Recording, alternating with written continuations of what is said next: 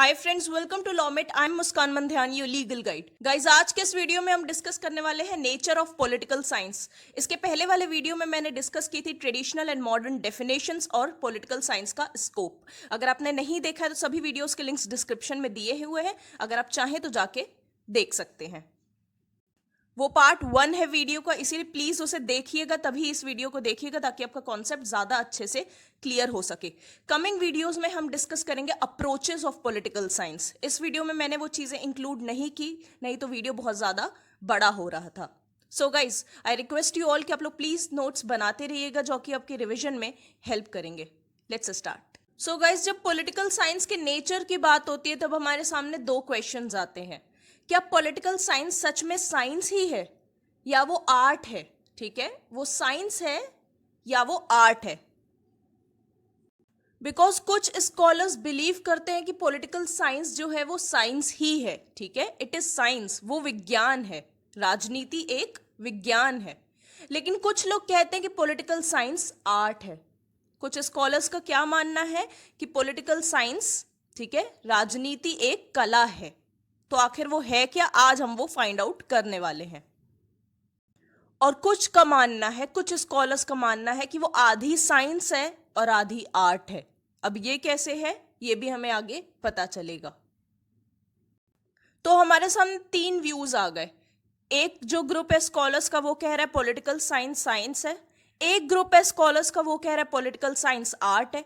और जो तीसरा ग्रुप है स्कॉलर्स का, वो कह रहा है वो आधी साइंस है और आधी आर्ट है। ठीक है, इन तीन ग्रुप्स को गाइज याद रखिएगा।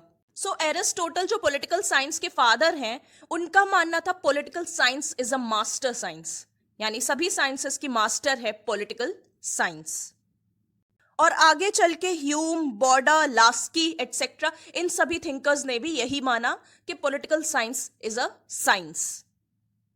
सो अब हमारे लिए यह समझना जरूरी है कि साइंस का मीनिंग क्या होता है। ठीक है, what's the meaning of the word science. बहुत ही सिंपल और जनरल मीनिंग अगर देखें साइंस का क्या है, तो वो ये है सिस्टमैटिक वे ऑफ गैदरिंग। ठीक है, एक सिस्टम से, ठीक है, एक सिस्टमैटिक वे से इंफॉर्मेशन गैदर करना, इंफॉर्मेशन को जमा करना एंड ऑर्गेनाइजिंग नॉलेज। ठीक है, सिस्टमैटिक वे ऑफ गैदरिंग, पहले सिस्टमैटिक वे से आपने एक सिस्टम को फॉलो करके, आपने कुछ रूल्स को फॉलो करके आपने इंफॉर्मेशन को जमा किया। ठीक है, और फिर उस इंफॉर्मेशन को या उस नॉलेज को ऑर्गेनाइज किया। So systematic way of gathering and organising knowledge is known as science. ठीक है, पहले हम गैदर करते हैं सिस्टमैटिक वे से नॉलेज को और फिर उसे ऑर्गेनाइज करते हैं। ठीक है, बिकॉज जो भी हमने नॉलेज गैदर की है, जो भी हमने इंफॉर्मेशन जमा की है, वो रॉ फॉर्म में है कि नहीं? सिस्टमैटिक वे से हमने कुछ भी, जो भी इंफॉर्मेशन जमा की, वो भी रॉ फॉर्म में है। तो अब हम उसे ऑर्गेनाइज करेंगे, इसीलिए कहते हैं systematic way of gathering and organising knowledge is science. ये एक सिस्टमेटाइज्ड ब्रांच है नॉलेज की। ठीक है, having a definite set of rules and principles. Obviously जैसे कि मैंने पहले कहा आपसे, इसमें रूल्स एंड प्रिंसिपल्स होते हैं जिसके जिसके वे से आप जमा करते हो नॉलेज को। सिस्टमैटिक वे है क्या? किसी सिस्टम से ना, तो किसी सिस्टम से जब आप जा रहे हो किसी चीज को जमा करने, तो उसका मतलब ही है कि वहां पे रूल्स एंड प्रिंसिपल मौजूद है जिनको फॉलो करके आप इंफॉर्मेशन गैदर करते हो और ऑर्गेनाइज करते हो। ठीक है, सो साइंस को पढ़ने के लिए, for the study of science, methods of selecting problems. ठीक है, कुछ मेथड्स होते हैं जिसके थ्रू आप अपनी प्रॉब्लम्स को सिलेक्ट करते हो कि इस प्रॉब्लम की स्टडी करेंगे हम या उस प्रॉब्लम की स्टडी करेंगे। ठीक है, डेटा कैसे कलेक्ट करना है, कलेक्टिंग डेटा। ठीक है, रिजल्ट्स कैसे वेरीफाई करेंगे, जो रिजल्ट आया हमारी स्टडी से उसको वेरीफाई कैसे करेंगे कि सही है कि गलत है। ऑल राइट, एनालाइज कैसे करेंगे, क्लासिफाई कैसे करेंगे फैक्ट्स को। सो ये सारी चीजें अडॉप्ट की जाती हैं for the study of science. ये सारी चीजें यूज की जाती हैं साइंस को पढ़ने के लिए। फिर जो नॉलेज आती, फिर जो फाइनली कंक्लूजन आता है, ठीक है, जो भी कंक्लूजन निकल कर आता है साइंटिस्ट की स्टडी से, वो उसे वेरीफाई करता है और हमें कम्युनिकेट करता है, वर्ल्ड को पता चलता है। अब हम देखेंगे ऐसे कौन से लोग हैं जो ये कहते हैं कि political science is actually a science. ठीक है, राजनीति एक विज्ञान है। अब उसके फेवर में जो लोग हैं, उनके आर्ग्यूमेंट्स हम देखने वाले हैं। ठीक है, आर्ग्यूमेंट्स इन फेवर।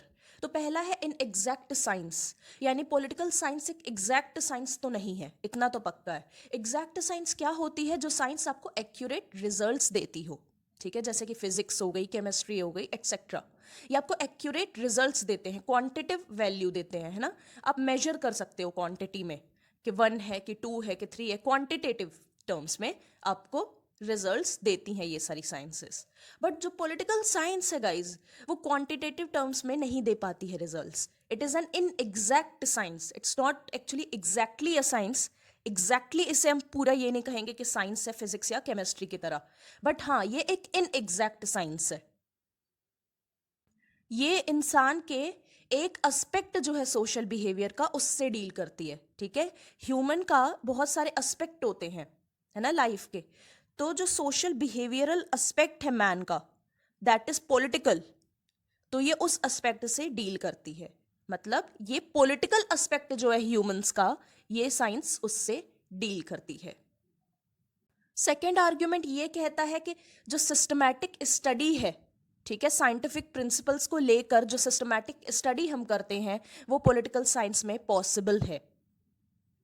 मतलब साइंटिफिक प्रिंसिपल्स की मदद से आप एक सिस्टमैटिक स्टडी कर सकते हो पॉलिटिकल साइंस की। कैसे? Let's see. सो इसकी स्टडी में आप साइंटिफिक मेथड्स भी यूज करते हैं, ठीक है, ऐसा रिसर्चर्स का मानना है। और जो कॉज एंड इफेक्ट के बीच में जो रिलेशनशिप है और जो कनेक्शन बनाना होता है, किसी कॉज का क्या इफेक्ट होगा, ठीक है, इसके बीच में जो कनेक्शन बनाना होता है, वो भी पॉसिबल है पॉलिटिकल साइंस में, ऐसा मानना है रिसर्चर्स का। अब थर्ड आर्ग्यूमेंट जो है वो ये कहता है कि ये तो सच है कि आप लेबोरेटरी एक्सपेरिमेंट्स नहीं कर सकते पॉलिटिकल साइंस में, ठीक है।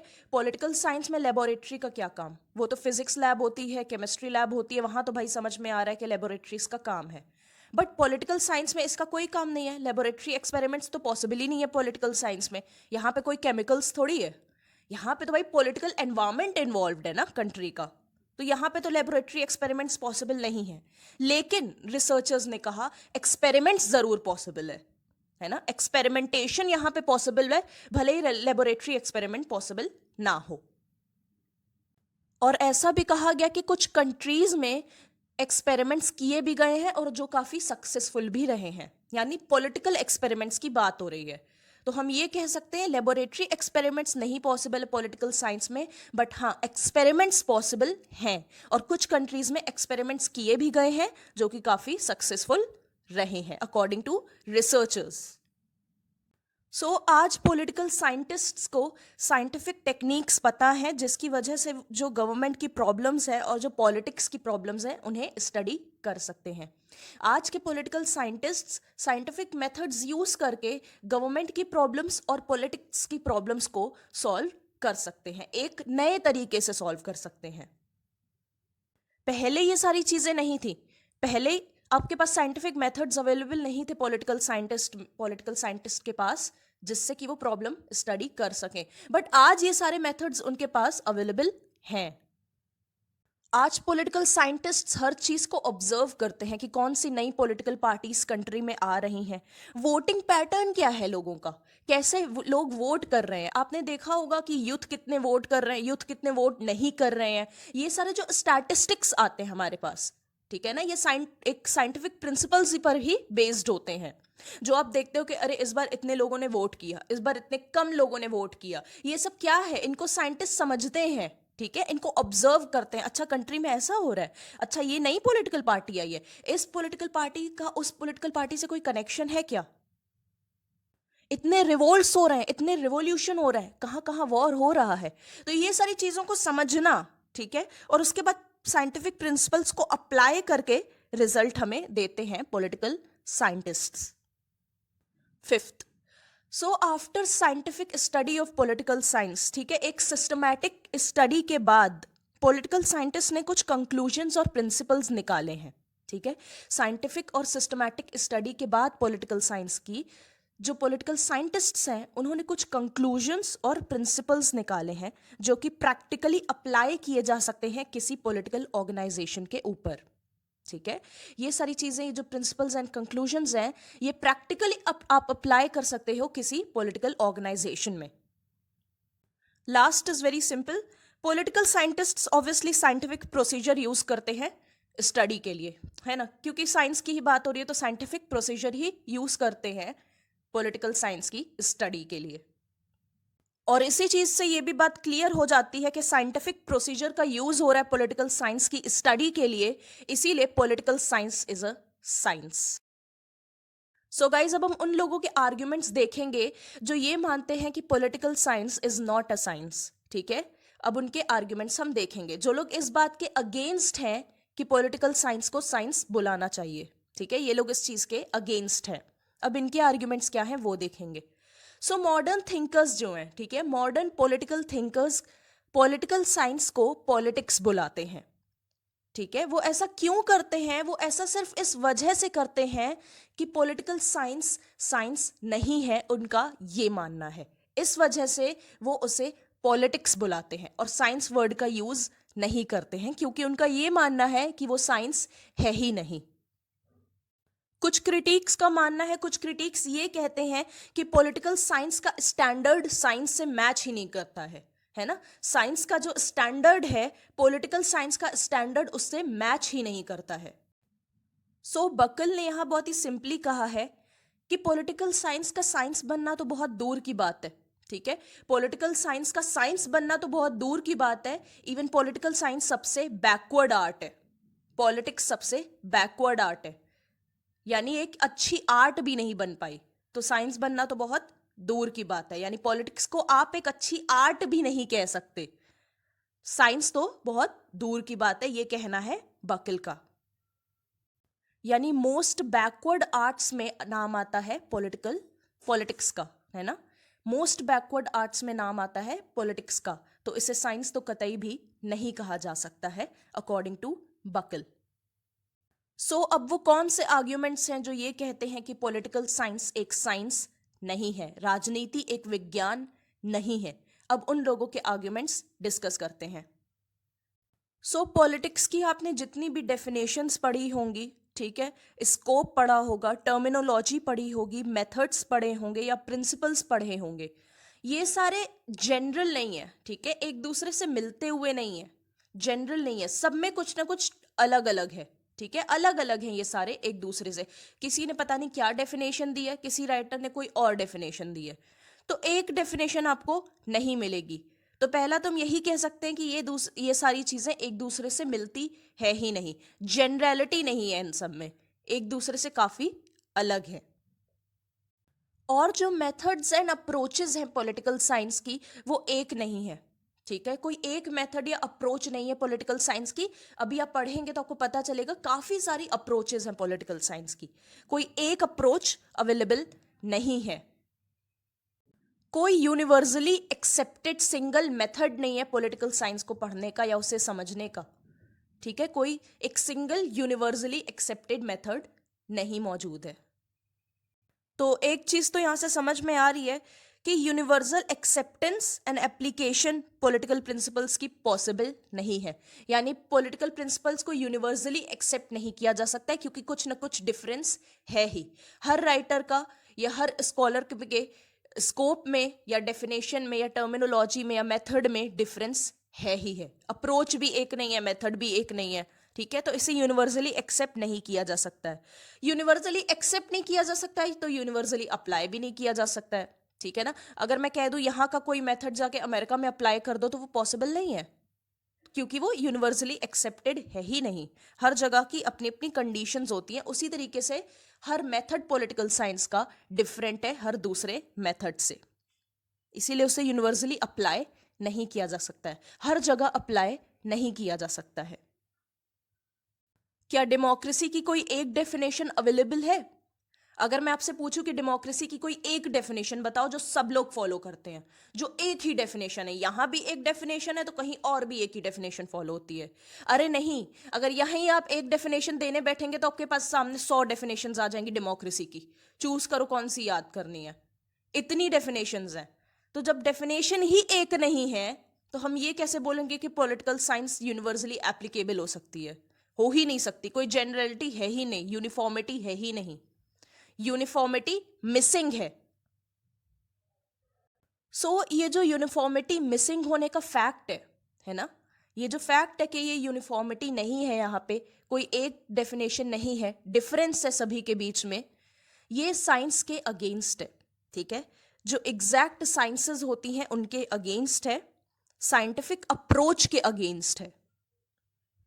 साइंस के डिफरेंट मीनिंग्स एंड अप्रोचेस नहीं होती हैं, ठीक है। कोई एक मेथड होता है वो फॉलो किया जाता है। बट पॉलिटिकल साइंस में हमने क्या देखा? हमने देखा कि हर राइटर का तो अपना मेथड है, अलग अलग अप्रोचेस है। तो यहाँ पे यूनिफॉर्मिटी मिसिंग है, जो कि साइंस में नहीं होती है।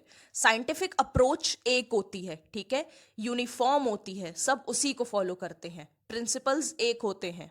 सो पॉलिटिकल साइंस में आपको एक्यूरेसी नहीं मिलेगी, प्रिसिशन नहीं मिलेगा, ठीक है ना। कि कुछ ऐसे वर्ड्स हैं, कुछ ऐसे टर्म्स हैं जो काफ़ी ज़्यादा कंफ्यूजिंग है, काफ़ी ज़्यादा कंफ्यूजिंग है। कुछ चीज़ें ऐसी हैं, कुछ टर्मिनोलॉजी ऐसी है, कुछ डेफिनेशंस ऐसी हैं जो काफ़ी ज़्यादा कंफ्यूज कर देती हैं। तो यहाँ पे आपको एक्यूरेसी नहीं मिलेगी, there is lack of precision, ठीक है। और ये चीज़ साइंस के अगेंस्ट है।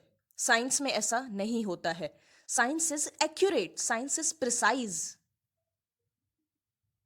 यहाँ पे आप मेथड्स अप्लाई करके या अप्रोचेस अप्लाई करके, प्रिंसिपल्स अप्लाई करके अगर ये सोच रहे हो कि आपको एक्यूरेट रिजल्ट्स मिलेंगे, देन इट इज इम्पॉसिबल, ठीक है। पॉलिटिकल साइंस में एक्यूरेट रिजल्ट्स नहीं मिल पाते हैं, which is against science. Science में अगर आप प्रिंसिपल्स अप्लाई कर रहे हो तो आपको एक्यूरेट रिजल्ट्स मिलेंगे, यहाँ पे वो चीज़ पॉसिबल नहीं है।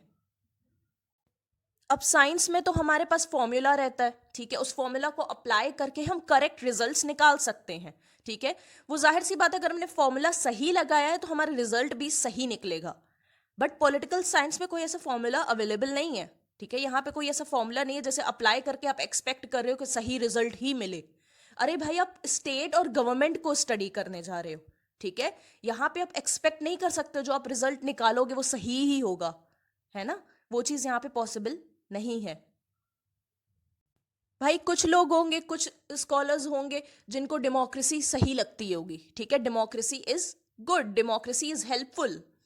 कुछ लोग होंगे जिनको डेमोक्रेसी से नफरत होगी, और हैं भी ऐसे लोग हैं जिन्हें डेमोक्रेसी पसंद नहीं है, जो कि कहते हैं democracy is rule by fools, है ना। Democracy is government of fools, ignorants and incompetent. कुछ लोग ऐसा भी मानते हैं। कुछ लोगों का कहना है लोकतंत्र अच्छा है ना। तो यहाँ पे ओपिनियन में बहुत ज्यादा डिफरेंस है। पॉलिटिकल साइंस में ओपिनियंस में काफी ज्यादा डिफरेंस आ जाता है। इतना आपको साइंस में डिफरेंस देखने को नहीं मिलेगा ओपिनियंस में, जितना बड़ा ओपिनियन में डिफरेंस आपको पॉलिटिकल साइंस में देखने को मिल रहा है। साइंस में शायद डिफरेंस हो ही नहीं, सबका ओपिनियन एक हो या अलग अलग हो, बट इतना ज्यादा अलग ना हो। सो पॉलिटिकल फिनोमेना का जो नेचर होता है वो काफ़ी ज़्यादा कॉम्प्लेक्स होता है। जो पॉलिटिकल इवेंट्स रहते हैं वो काफ़ी ज़्यादा कॉम्प्लेक्स नेचर के होते हैं। इसी वजह से साइंटिफिक प्रिंसिपल्स अप्लाई करना डिफिकल्ट हो जाता है। पॉलिटिकल इवेंट्स इतने ज़्यादा कॉम्प्लेक्स होते हैं कि आप उन्हें साइंटिफिकली एक्सप्लेन नहीं कर पाते हैं। उनकी कॉम्प्लेक्सिटी की वजह से एक साइंटिफिक एक्सप्लेनेशन देना पॉसिबल नहीं रह जाता है, इम्पॉसिबल हो जाता है। सो एक एग्जाम्पल लेते हैं। अगर एक पॉलिटिकल साइंटिस्ट को जो वोटर्स हैं, ठीक है, उनका एटीट्यूड एक्सप्लेन करना है और एनालाइज करना है, ठीक है, जो वोटर्स हैं एक पर्टिकुलर कॉन्स्टिट्यूएंसी के, उन वोटर्स का एटीट्यूड एनालाइज करना है एक पॉलिटिकल साइंटिस्ट को। तो उस पॉलिटिकल साइंटिस्ट को आखिर क्या क्या फैक्टर्स कंसिडरेशन में लेने होंगे, किन किन फैक्टर्स की हेल्प लेनी होगी उन वोटर्स का एटीट्यूड एक्सप्लेन करने के लिए। सोशल रिलेशंस, ठीक है, एक फैक्टर हो गया सोशल रिलेशंस। एज क्या है उन वोटर्स की, ये भी लेना होगा। इकोनॉमिक कंडीशंस क्या है उस जगह की, ये भी एक फैक्टर हो गया। तो अब सबसे सही फैक्टर कौन सा होगा उस सिचुएशन को एक्सप्लेन करने के लिए, ये कैसे पता चले, ठीक है। जिन वोटर्स का एटीट्यूड पता करना है उस पॉलिटिकल साइंटिस्ट को, उन वोटर्स के एटीट्यूड को पता करने के लिए सबसे अच्छा फैक्टर कौन सा होगा, ये कैसे पता चले। हम लोग ने तो कुछ चीजें बता दी, एज बता दी, इकोनॉमिक कंडीशन बता दी, सोशल रिलेशंस बता दिए, बट भाई सबसे एक्यूरेट फैक्टर तो बताओ। वो कौन सा एक्यूरेट फैक्टर है जिसकी वजह से मुझे सही रिजल्ट्स मिले कि अच्छा इन वोटर्स का एटीट्यूड ऐसा है, ये वोटर्स इस पॉलिटिकल पार्टी को ज्यादा फेवर करेंगे। वो कैसे पता चले, वो कौन सा फैक्टर होगा।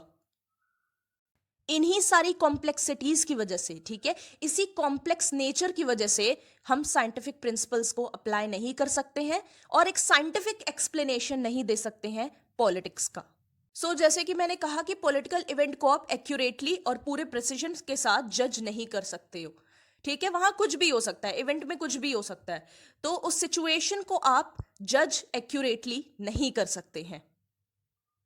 इसी वजह से जनरल स्टेटमेंट्स देना किसी पॉलिटिकल फिनोमेना के बारे में काफी ज्यादा डिफिकल्ट हो जाता है, क्योंकि वही चीज आ जाएगी, डिफरेंस ऑफ ओपिनियन निकल के आ जाएगा, कोई कुछ बोलेगा कोई कुछ बोलेगा। तो जनरल स्टेटमेंट्स देना या एक जनरल थ्योरी फॉर्म करना किसी पॉलिटिकल फिनोमेना के बारे में काफी ज्यादा डिफिकल्ट हो जाता है। दस कोई जनरल स्टेटमेंट फॉर्म नहीं किया जा सकता है तो उसे वेरीफाई भी नहीं किया जा सकता है, ठीक है, कि वो सही है या गलत है, क्योंकि अपने अपने ओपिनियंस है सबके, तो आप वेरीफाई भी नहीं कर सकते क्योंकि एक जनरल स्टेटमेंट है ही नहीं वहां पे, ठीक है। फिफ्थ, पॉलिटिकल साइंस में एक्सपेरिमेंट्स पॉसिबल नहीं है। हम लोग जैसे स्टूडेंट्स हैं, ठीक है, हम स्टूडेंट्स को पॉलिटिकल साइंस में किस चीज से डील करनी है? आप लोग एक बार के लिए सोचो, हम पॉलिटिकल साइंस में किस चीज से डील करते हैं? लोगों से, ह्यूमंस के बारे में, उनके बिहेवियर के बारे में। जो गवर्नमेंट में भी लोग बैठे हुए हैं, आखिर वो इंसान ही तो है ना। और जो स्टेट में जो लोग रह रहे हैं, जैसे हम और आप रह रहे हैं, हम लोग भी तो इंसान है। तो ह्यूमंस के बिहेवियर के साथ हमें डील करना होता है पॉलिटिकल साइंस में, कि पॉलिटिकली कोई इंसान कैसे बिहेव करेगा, है ना। इन सारी चीजों के साथ हम डील करते हैं पॉलिटिकल साइंस में। तो क्या हर इंसान एक दूसरे इंसान की तरह ही है? क्या हम सब सेम हैं? नहीं, बिल्कुल नहीं, हम सब सेम नहीं है, हमारा बिहेवियर सेम नहीं है एक दूसरे के साथ, है ना। और क्या ऐसा भी हो सकता है कि हर इंसान जैसे अभी बिहेव कर रहा है वैसे ही थोड़ी देर बाद भी बिहेव करेगा? अगर वो अभी ये कह रहा है कि हाँ ये पॉलिटिकल पार्टी अच्छी है, तो क्या बाद में भी वो यही कहेगा कि यही पॉलिटिकल पार्टी अच्छी है? कुछ और भी तो कह सकता है ना। तो बिहेवियर जो है इंसानों का वो सेम नहीं रहता है, ओपिनियन सेम नहीं रहते हैं, और वो खुद एक दूसरे से सेम नहीं रहते हैं। सब डिफरेंस है, बहुत बड़ा डिफरेंस है एक दूसरे में। हर इंसान एक दूसरे इंसान से अलग है, हमारी पर्सनालिटी अलग है, हमारा बिहेवियर अलग है, और हमारा बिहेवियर हर मिनट चेंज हो सकता है, ठीक है, हर सेकंड चेंज हो सकता है, हमारा ओपिनियन बदल सकता है। इसी वजह से, ठीक है, इसी अनसर्टेनिटी की वजह से, इसी लैक ऑफ प्रिसिशन की वजह से, इसी लैक ऑफ एक्यूरेसी की वजह से ह्यूमन बीइंग्स को कभी भी रिलायबल ऑब्जेक्ट्स नहीं माना गया एक्सपेरिमेंटेशन का, ठीक है। यानी हम पे रिलाय नहीं किया जा सकता है। हमारे ऊपर अगर आप एक्सपेरिमेंट करोगे तो आपको रिजल्ट एक नहीं मिलेगा, हर बार नया मिलेगा, ठीक है, अलग अलग मिलेगा, क्योंकि सब अलग अलग तरीके से बिहेव करते हैं अलग अलग सिचुएशंस में। दैट्स वाई हम पर एक्सपेरिमेंटेशन पॉसिबल नहीं है। बाकी जो साइंसेस है, आप वहां पर रिएक्शंस को ऑब्जर्व कर सकते हो कि ये चीज कैसे रिएक्ट कर रही है, ठीक है, ऐसे क्यों रिएक्ट कर रही है, स्पेशली ऐसे क्यों रिएक्ट कर रही है ना। वो पॉलिटिकल साइंस में पॉसिबल नहीं है, ठीक है। पॉलिटिकल साइंस में आपका बैठ के ऑब्जर्व करना, अच्छा ये चीज कैसे रिएक्ट करेगी, कितनी स्केल पे रिएक्ट करेगी, क्या क्या हो सकता है इसकी वजह से, ये सारी चीजें भाई मेजर करना पॉलिटिकल साइंस में पॉसिबल है ही नहीं। पॉलिटिकल रिएक्शंस को और फोर्सेस को, उसकी इंटेंसिटी क्या होगी, कितना भयानक हो सकता है, ये सारी चीजें मेजर करना पॉसिबल नहीं है।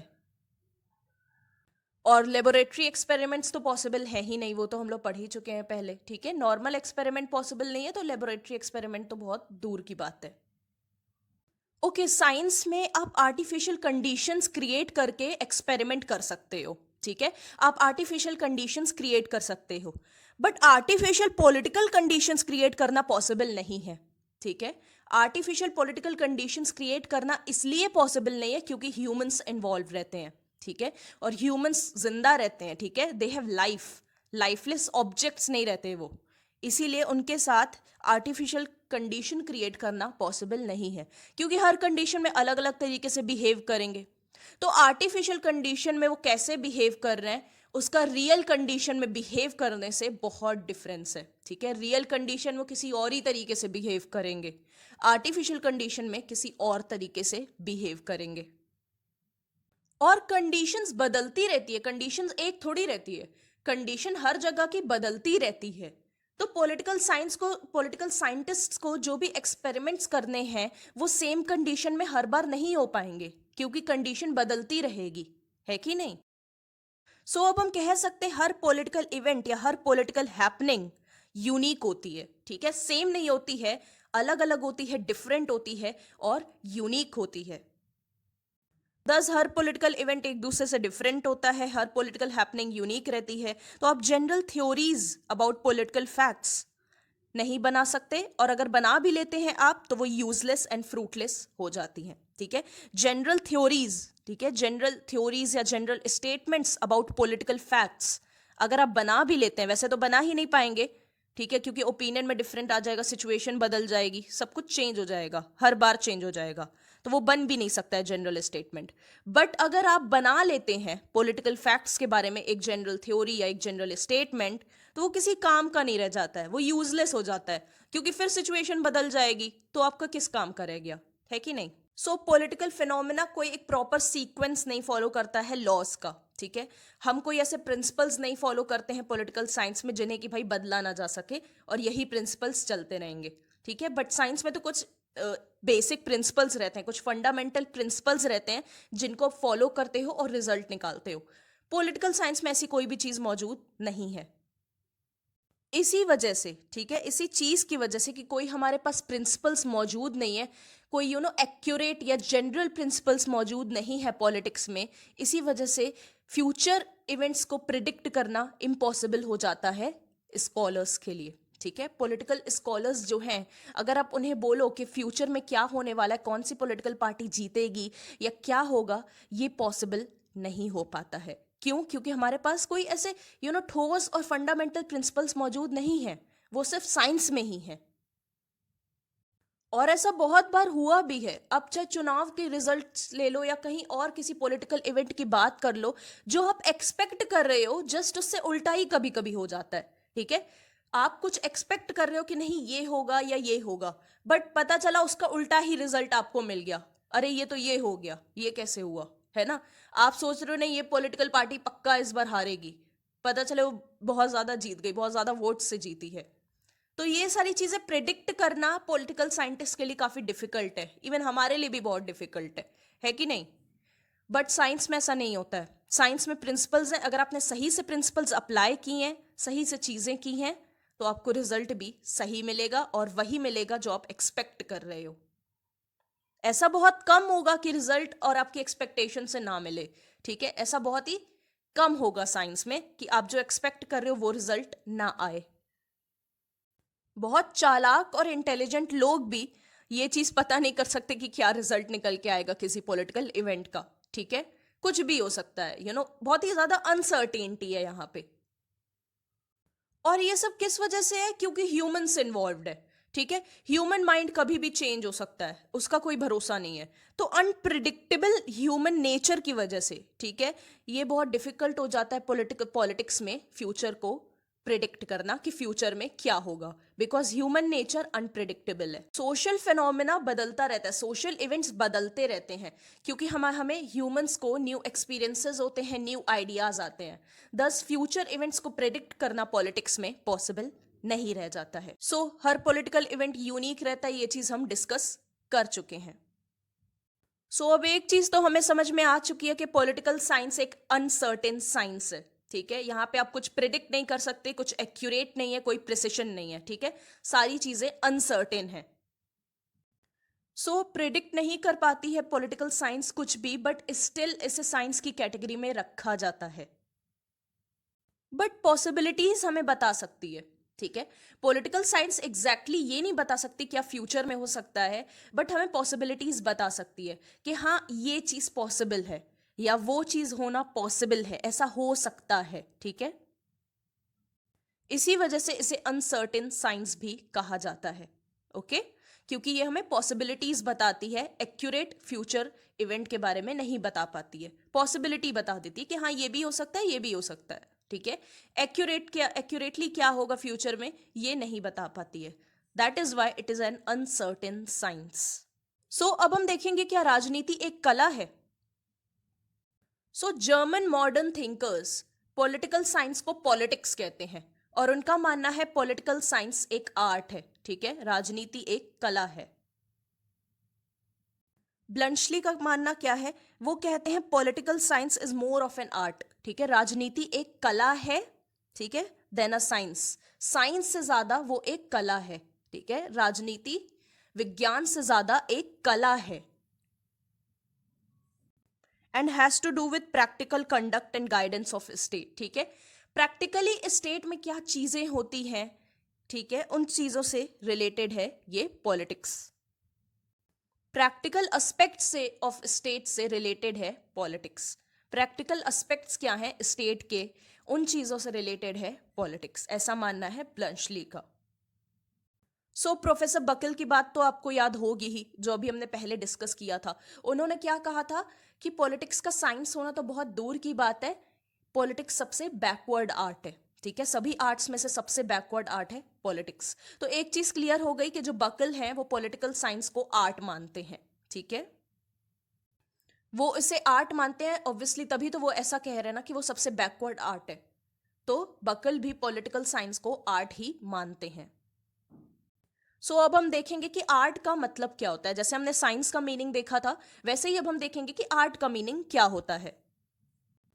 सो आर्ट का मतलब होता है a method of doing any work, ठीक है, एक तरह की स्किल जिससे आप कोई काम करते हो। It is a method of doing any work. तो क्या मैं कह सकती हूं कि स्टेज पे जाके अच्छे से बोलना एक कला है, ठीक है, speaking is an art, listening is an art, ठीक है, अच्छे से सुन लेना चीजों को, ये एक कला है। उसी तरीके से एक मेथड यूज करना किसी वर्क को करने के लिए इज एन आर्ट। तो आर्ट लाइफ को डिपिक्ट करती है, ठीक है, आर्ट हमें लाइफ के बारे में बताती है। आर्ट हमें बताती है what, how and why about life, ठीक है। सो एक तरह से आर्ट लाइफ को रिप्रेजेंट करती है। सो जो इस व्यू पॉइंट के सपोर्टर्स हैं, जो ये मानते हैं पॉलिटिक्स इज एन आर्ट, ठीक है, पॉलिटिक्स एक आर्ट है, उनका ये मानना है कि पॉलिटिक्स एक मल्टी डायमेंशनल सब्जेक्ट है, ठीक है। पॉलिटिक्स हमें बताती है कि क्या होना चाहिए, क्या करना चाहिए और क्या नहीं करना चाहिए। ब्रॉडली इसका मतलब यही है। पॉलिटिक्स इन्वेस्टिगेट करती है और एनालाइज करती है फैक्ट्स को, यानी पॉलिटिक्स पता लगाती है फैक्ट्स के बारे में और उन्हें एनालाइज भी करती है। ये हमें बताती है कौन सा वर्क कैसे होना चाहिए और कौन सा वर्क नहीं होना चाहिए, ठीक है, कौन सा वर्क हमें करना है, कौन सा नहीं करना है। ये सिर्फ फैक्ट्स को इन्वेस्टिगेट या इंटरप्रेट ही नहीं करती है, बल्कि ये हमें ये भी बताती है कि हमारी नीड्स क्या है, ठीक है, हमारी नीड्स क्या है और नीड्स को फुलफिल कैसे करना है, ये भी हमें पॉलिटिक्स बताती है। So now we will see what are the 3 essentials of an art, ठीक है, वो 3 रिक्विजिट्स क्या हैं आर्ट के, अब हम वो देखेंगे। 3 इसेंशियल्स क्या हैं? फर्स्ट है the artist must be free to pursue his art, ठीक है, मतलब जो आर्टिस्ट है अगर वो अपनी आर्ट परफॉर्म कर रहा है तो कोई रेस्ट्रिक्शंस नहीं होने चाहिए उसके ऊपर, ठीक है, वो फ्री होना चाहिए। जब वो अपनी कला को परस्यू कर रहा है, जब अपनी आर्ट परफॉर्म कर रहा है, वो फ्री होना चाहिए, उसके ऊपर रेस्ट्रिक्शंस नहीं होने चाहिए। आपने देखा होगा कि जो रूलर रहता है वो भी इंडिपेंडेंट रहता है, ठीक है, जो गवर्नमेंट को चला रहा है वो भी इंडिपेंडेंट रहता है, स्वतंत्र रहता है, ठीक है। फ्रीडम बहुत ज्यादा जरूरी है आर्ट को समझने के लिए, आर्ट को परफॉर्म करने के लिए फ्रीडम का बहुत बड़ा रोल है। क्योंकि जो रूलर है अगर वो डिपेंड रहेगा, ठीक है, उसके ऊपर रेस्ट्रिक्शंस होंगे तो वो गवर्नमेंट को या देश को सही से रन नहीं कर पाएगा, ठीक है। तो रूलर इंडिपेंडेंट रहता है, उसी तरीके से आर्टिस्ट का भी फ्री होना जरूरी है अपनी आर्ट को परफॉर्म करने के लिए।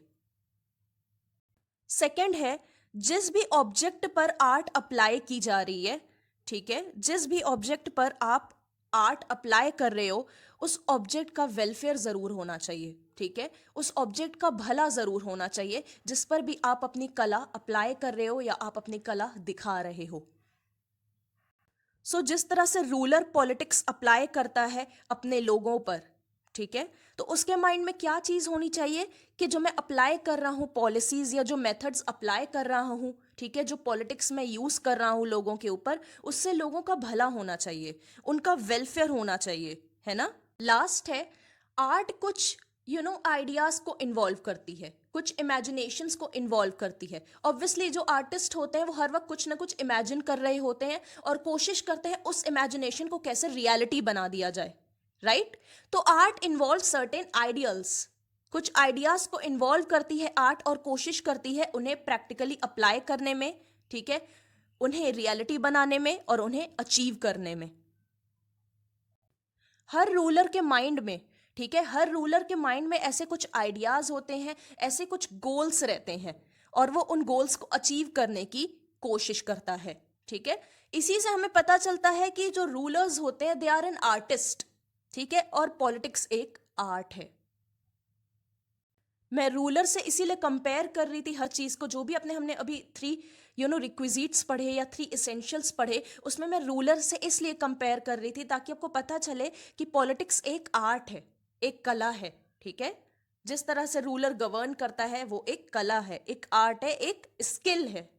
सो अभी तो हमने देख लिया कि पॉलिटिक्स एक आर्ट है ना। बट जब आप पढ़ते हो, अपने सब्जेक्ट को देख रहे हो, तो वहां पे पॉलिटिकल साइंस लिखा हुआ है। बट जो पॉलिटिशियंस होते हैं, सिटीजन्स होते हैं, एडमिनिस्ट्रेटर्स होते हैं, वो सिर्फ साइंस और आर्ट का यूज नहीं करते हैं अपना वर्क परफॉर्म करने के लिए, ठीक है, या डिसीजंस लेने के लिए। बहुत सारे दूसरे फैक्टर्स भी इन्वॉल्व रहते हैं डिसीजन मेकिंग में। सो बकल ने जैसे कि कहा कि पॉलिटिक्स सबसे बैकवर्ड आर्ट है, इस चीज को सही नहीं माना जा सकता है, ठीक है, इट इज रॉन्ग। ऐसे नहीं बोला जा सकता है कि पॉलिटिक्स सबसे बैकवर्ड आर्ट है, ये प्रॉपर नहीं है। अगर आप देखो तो पॉलिटिक्स को एक आर्ट बोलना ज्यादा सही है कंपेयर टू साइंस, है ना।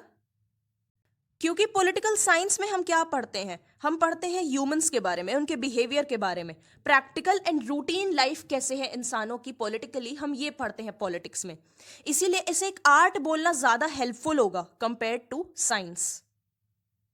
सो पॉलिटिक्स एक आर्ट है। सो किसी को लीड करने के लिए, पॉलिटिकली लीड करने के लिए हमें क्या आना चाहिए, art of politics according to Pollock, ठीक है। पॉलक ने क्या कहा था, उन्होंने कहा था it is an art of government. अच्छी जिंदगी हम नहीं दे पाएंगे अपने सिटीजन्स को अगर हमें आर्ट ऑफ पॉलिटिक्स नहीं आती है, ऐसा कहना है पॉलक का, POLLOCK। सो पॉलिटिकल साइंस को पढ़ने के वक्त, ठीक है, हमें 2 व्यू पॉइंट्स अप्लाई करने चाहिए। वो 2 व्यू पॉइंट्स क्या है, पहला है प्रिंसिपल का एंड दूसरा है प्रैक्टिस का। जब हम प्रैक्टिकल व्यू पॉइंट के बारे में पढ़ते हैं पॉलिटिक्स के, तब हम आर्ट की बात कर रहे होते हैं, ठीक है, तब हम एक आर्टिस्ट की तरह बात कर रहे होते हैं। दस ऐसा कहा जाता है कि political science is both and art and a science, because science and art are complementary to each other. ये एक दूसरे को कंप्लीट करते हैं, ठीक है। जो साइंटिफिक प्रिंसिपल्स हैं उनको प्रैक्टिस में ट्रांसलेट करना, उन्हें प्रैक्टिकली अप्लाई करना इज एन आर्ट, ठीक है। साइंटिफिक प्रिंसिपल्स चलो मौजूद है, बट उन्हें जब आप प्रैक्टिकली अप्लाई करोगे तब आप एक आर्टिस्ट कहलाओगे, ठीक है। अच्छे से अप्लाई करना इज एन आर्ट। हमारे पास प्रिंसिपल्स की नॉलेज होनी चाहिए, ठीक है, तभी हम उसे प्रैक्टिस में अप्लाई कर पाएंगे, ठीक है। प्रिंसिपल्स के बारे में अगर हमें पता ही नहीं होगा तो हम उसे प्रैक्टिस में अप्लाई कैसे करेंगे। तो हमें प्रिंसिपल्स के बारे में पता होना चाहिए उन्हें प्रैक्टिस में अप्लाई करने के लिए। गेटल एंड ब्लंशली ने कहा है कि पॉलिटिकल साइंस एक आर्ट भी है और एक साइंस भी है। लासवेल एंड कैटलिन ने क्या कहा, लासवेल एंड कैटलिन ने कहा कि पॉलिटिक्स एक यूनिक कॉम्बिनेशन है। किसका यूनिक कॉम्बिनेशन है, आर्ट, साइंस एंड फिलॉसफी का भी। मैंने आपसे क्या कहा था कि पॉलिटिशियंस या सिटीजन्स, एडमिनिस्ट्रेटर्स सिर्फ आर्ट और साइंस का यूज नहीं करते हैं डिसीजन लेने के लिए, ठीक है। फिलॉसफी का भी यूज होता होगा, बहुत सारे फैक्टर्स रहते हैं। अभी तो हम लोग सिर्फ 2 फैक्टर्स देख रहे हैं, ऐसे बहुत सारी चीजें रहती होंगी। तो इसीलिए लासवेल एंड कैटलिन ने क्या कहा कि पॉलिटिक्स एक यूनिक कॉम्बिनेशन है आर्ट, साइंस एंड फिलॉसफी का।